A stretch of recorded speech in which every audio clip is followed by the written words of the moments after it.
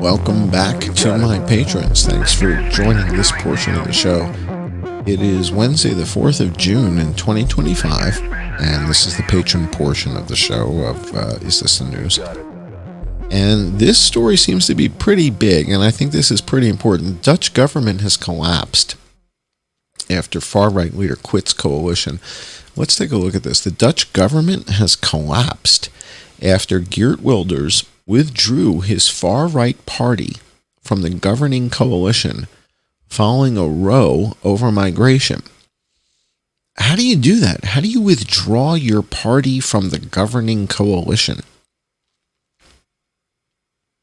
Would that be like if the Democrats all just like walked out and said, we don't want to do this anymore? Seriously, I have no idea. Like, how do you do this? Prime Minister Dick Schoof. Good thing he didn't go to school in New York.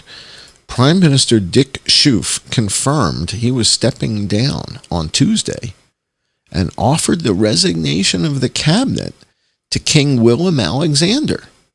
So they've got a king over there too. So this is like England. They've got, parliament and all the elected stuff, and they got a king.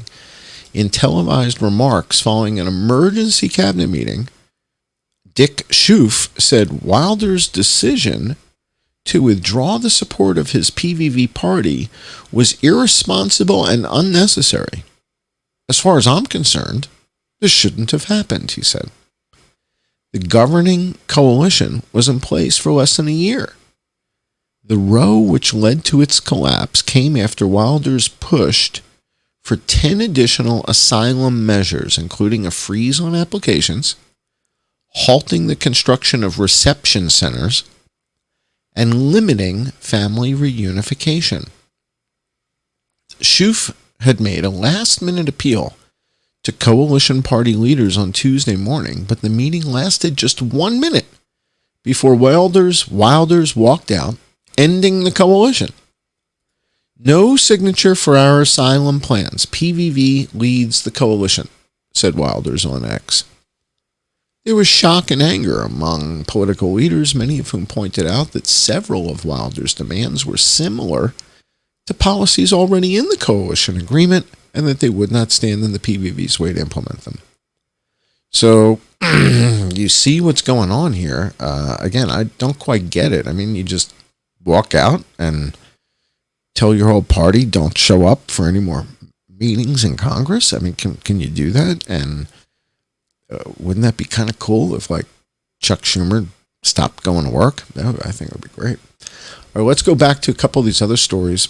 We've got NASA, and we've got some NEO activity. We've got an asteroid just passed Earth earlier today, at 0700 a.m. Greenwich Mean Time, June the 4th. So it's 7 o'clock in the morning. An asteroid named 2025 LB came as close to Earth as it's going to get on this go-round. And that was about 90,000 miles. So the closest distance is over here where it says minimum. And we go to 94,351. But that's to the center of the Earth. So we have to deduct about 4,000 miles because the Earth is 8,000 miles in diameter. So the radius is about 4,000. So we got to take 4,000 off of that. So that leaves you about 90,000 miles. 90,000 miles is about a little more than a third of the way to the moon. So the moon is 240,000 miles away, and this is 90. So it's it's not a threat. But this just passed, and it was something between 12 meters, so about 36 to 40 feet, to 27 meters. So somewhere in that range. So say it's 20, that's a rock 60 feet across. That's a 5-story building. If that hits Paris, that's the end of Paris. It's over. Okay. A rock 27 meters, 100-foot size rock. That's almost the size of the rock that formed Barringer Crater. So the Barringer Crater rock was maybe 35 to 50 meters across, a little bit bigger than this. And the crater's 1.2 kilometers across. So rock this size, a 20-meter rock, 60-foot rock, going 25,000 miles an hour, will take out a city for sure. I mean, way worse than Hiroshima, way worse than Nagasaki, way worse. And we don't see them coming. We learned about this 48 hours ago. All right, so that's the near future. You guys want to see the last 60 days? I'll show you what's the last 60 days. 18 of them. The last of which was May 28th. Here you go. Down to May 21st.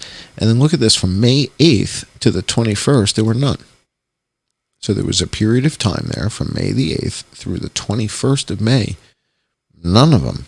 Nothing passed between us and the moon. And then from the 21st to the 28th, a whole bunch of them. Right, so it's very unpredictable stuff. And then let's look again to the next 60 days, see if we got anything in here. That's just showing today. So it's still listing it as future, even though it already happened earlier today. But as you see, let's go to the future within a year, and there will be one more. And this one is a problem. This is 2013 GM3. What that means is we discovered this in 2013. And the reason this one is a problem is because the minimum distance is only 4842. That's 800 miles from the surface. That's crazy close. And it's 15 to 30 meters across. Now, one of the things about this that you'll notice is if we discovered it in 2013, how are you guys so unsure about how close it's going to be? You're telling us somewhere between 800 miles and 155,000 miles? 157,000. That's too big a range. Like, what kind of forecast is this? It'll pass the Earth either 800 miles from the surface or could be as much as 150-something thousand miles away. What? You found it in 2013. You should be tracking this thing, and you should be able to tell us within 10 feet how close this is going to get. Why can't you if you discovered it in 2013? And same thing with the diameter. If you discovered it in 2013, you still can't tell if it's 15 meters or 30 meters across? If it's 30 meters across, it's getting into that Barringer crater size impact. You're talking about a kilometer size crater. This is crazy stuff. And they're saying it's only potentially going to be 800 miles away. And the date on this is April 14th, 2026. This is less than a year from now. So Apophis is 3.5 years from now. Apophis is April 13th, 2029. This one is April 14th next year, 2026. I don't like this one bit. And this is the only other asteroid we see for the next year. The one today, and then this one in April of 2026. So all the other asteroids I'll be talking about between now and this event, I don't see any of them coming. They're all a surprise, every one of them. And based on the month, some months It's like almost one every other day. So here we get to look back in time 60 days, and there's been times where in the last 60 days there's 28, 31. That's like every other day. One is passing between us and the moon that we do not see coming. So there's that. Let's take a look at this story. One of the world's most notorious pathogens has survived for centuries. Scientists say they know why. But before we go to this story, look at the breaking news headline above it.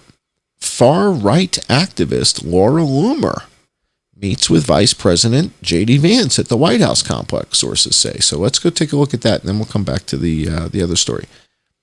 These Americans are done with Trump, so they're leaving America. That's not the story we clicked on. Where'd the Laura Loomer story go? I clicked on it, and it fed me the wrong story. Now I got to go find the Laura Loomer story. So this is from yesterday, June 3rd.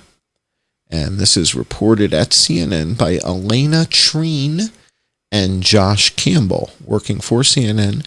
And this was published Tuesday, the 3rd of June. Laura Loomer, the far-right activist who once posted a video claiming 9/11 was an inside job, was back at the White House complex Tuesday morning, where she met privately with Vice President J.D. Vance. 3 sources familiar with the meeting tell CNN.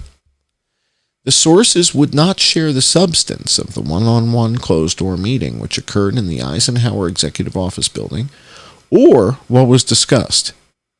Loomer did not meet with President Donald Trump and has since departed the White House complex, one of the sources said. After Loomer's last known visit to the White House in April, the White House fired several National Security Council staffers whom she labeled as disloyal. The administration also fired the director and deputy director of the National Security Agency. Loomer confirmed to CNN she'd met with Vance Tuesday, but declined to comment further. Loomer, who has a loyal online following, has been an influential figure in the Trump administration. She has a direct line to the president and has been known to influence personnel decisions, though she's not been able to secure a White House press credential. I do think there's a fear that I may ask questions about the loyalties of people in the White House, she told CNN recently, and they fear me having a national and global microphone to ask those questions. So here you've got that story. You know that Laura Loomer's appeared on the podcast with Jason and I a couple times, talking about the Vegas shooting. I think Laura may have done the first podcast that I did when I was back in the States with Jason. I think it was me, Jason, Laura Loomer, and Joe Napoli. And so we did that together. And she came back again to do another one. So there's a story about Laura Loomer meeting with J.D. Vance. Let's go back to that story about that virus. Let's see what that was all about. Here we go. One of the world's most notorious pathogens has survived for centuries. Scientists say they now know why. This is by Mindy Weisberger at CNN, and this was published Tuesday the 3rd. Co-lead study author Ravneet Sidhu examines a human tooth at McMaster University's Ancient DNA Center in Hamilton, Ontario. The team collected samples of Yersinia pestis from human remains. Aha. So I don't even think this is a virus. Yeah, this is not a virus. This is a bacteria. One of the bleakest periods in medieval Europe was the plague pandemic known as the Black Death, which killed at least 25 million people in just 5 years. But the disease didn't stop there. The plague adapted to keep its hosts alive longer so it could spread farther and keep infecting people for centuries.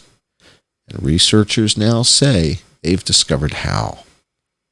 The disease is caused by the bacterium Yersinia pestis, which has been circulating among human populations for at least 5,000 years.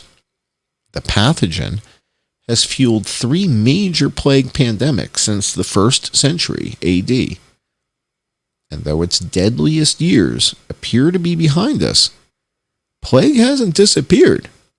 Cases still occur a few times a year in Asia, South America, and the United States, and more commonly in parts of Africa, including to the Cleveland Clinic, according to the Cleveland Clinic, and can be treated with antibiotics.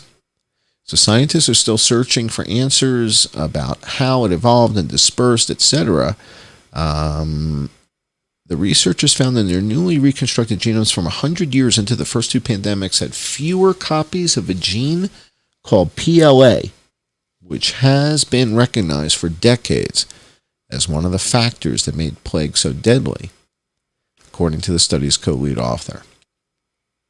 PLA encodes an enzyme that interacts with host proteins, and one of the functions that it carries out is breaking down blood clots. This ability helps Y. pestis spread in the host's lymph nodes, where it replicates before attacking the rest of the body. Not every function of this gene is known. However, prior studies of both bubonic plague and pneumonic plague, an airborne form of the disease that infects the lungs. Oh boy, that affects the lungs. Oh boy, don't tell me about this. Pneumonic plague. While the reconstructed strains showed fewer copies of the PLA gene, the scientists were still uncertain whether that would directly... All right, so now it looks like they figured this out, and they figured out how this thing continues to survive. And that's pretty cool. So for those of you who are interested in Y. pestis, I'm more interested in this pneumonic plague tangent here. I think that's interesting. All right, let's take a look at these rare earth minerals. Why is everybody freaking about rare earth minerals, and what are rare earth minerals? Donald Trump said the United States needs Greenland very badly, renewing his threat to annex the Danish territory. This is CNN reporting again. Greenland's a resource-rich island. Trump also signed a rare earth deal with Ukraine. All right, so what are rare earths, and are they actually rare?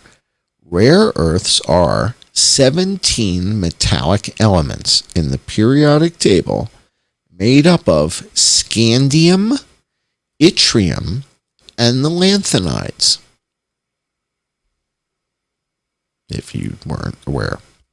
The name rare earths is a bit of a misnomer, as the materials are found throughout the Earth's crust. They're more abundant than gold, but they're difficult and costly to extract and process, and also environmentally damaging. What are rare earths used for? Rare earths are ubiquitous in the technologies we rely on every day. Smartphones, wind turbines, LED lights, flat screen TVs. Also crucial for batteries in electric vehicles, as well as MRI scanners and cancer treatments. Rare earths are also essential for the U.S. military.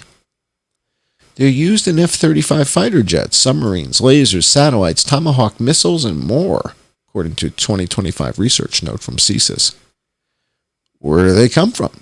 The International Energy Agency said 61% of mined rare earth production comes from China, and the country controls 92% of the global output in the processing stage. That sounds like a strategic disaster. So I certainly understand the president's perspective. So there you go. I mean, 92% of the global output, because it's got to be processed. If you don't process it, it's raw. It's useless. All right. So trade war stuff, et cetera, et cetera. So now, I mean, they don't really spell out what they are. I mean, they tell you it's scandium, yttrium, and the lanthanides. It's not really that helpful. It's like, I don't know. I think it's, what do they make batteries out of?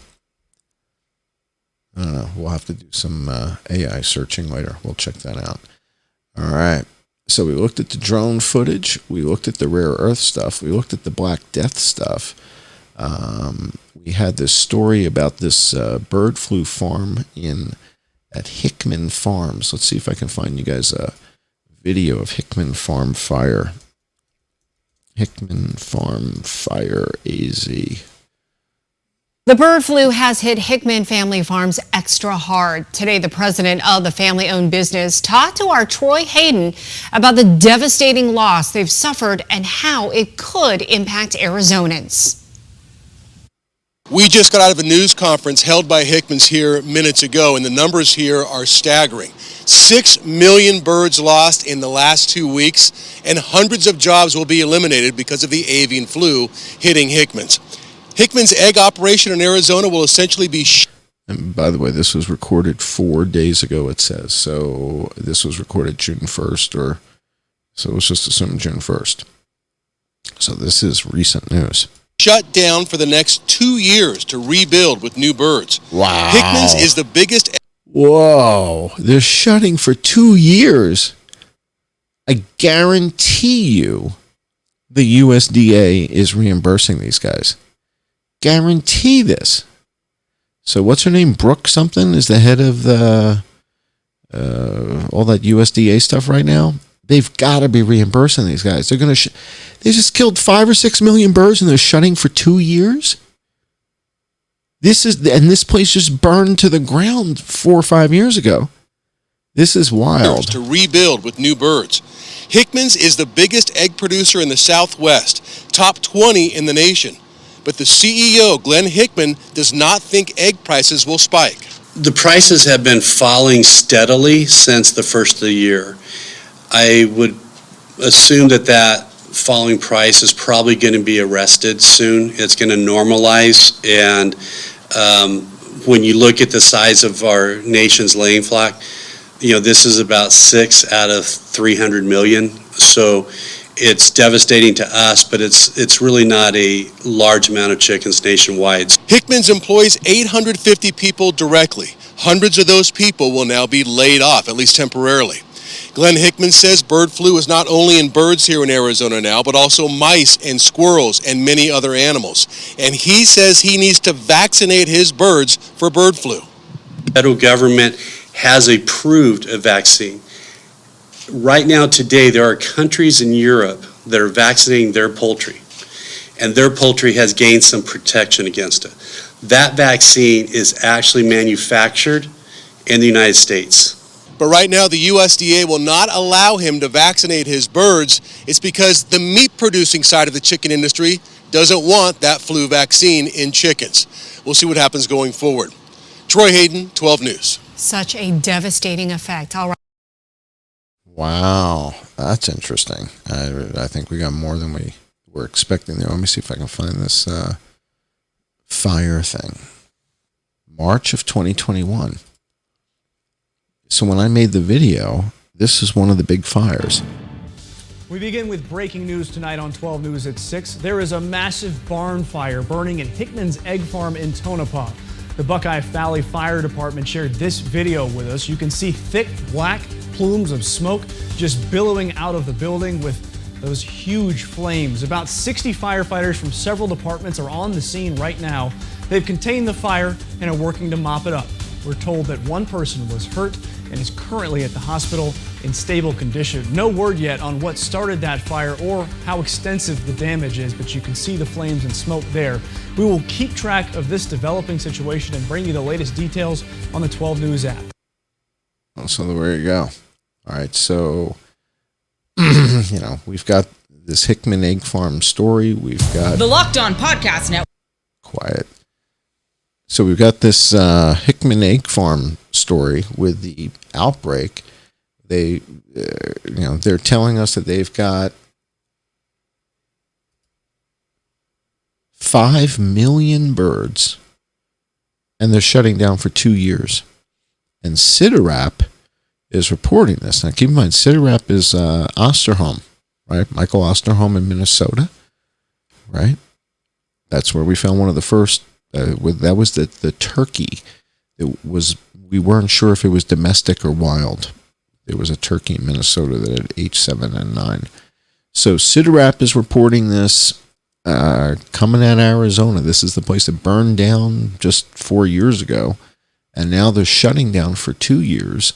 5 million birds. It's bird flu. They're telling you it's H5N1.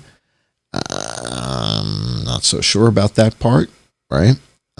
We will see. But that's what appears to be in the news today, June the 4th of 2025. I'm John Cullen. Thanks for joining.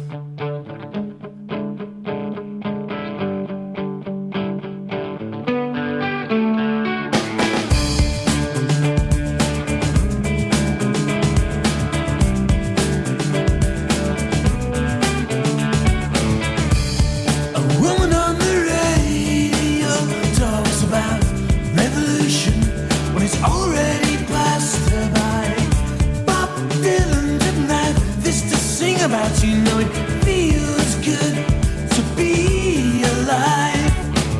I was alive and I waited. I was alive and I waited for this. Right here, right now. There is no other place I wanna be. Right here, right now. Watching the world wake up from history. Oh, I saw the decade when it seemed the world could change at the blink of an eye. And if anything, then there's your sign. I was alive and I waited. I was alive and I waited for this.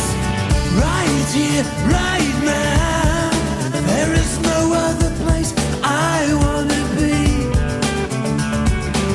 Right here, right now. Watching the world wake up from history. Right here, right now.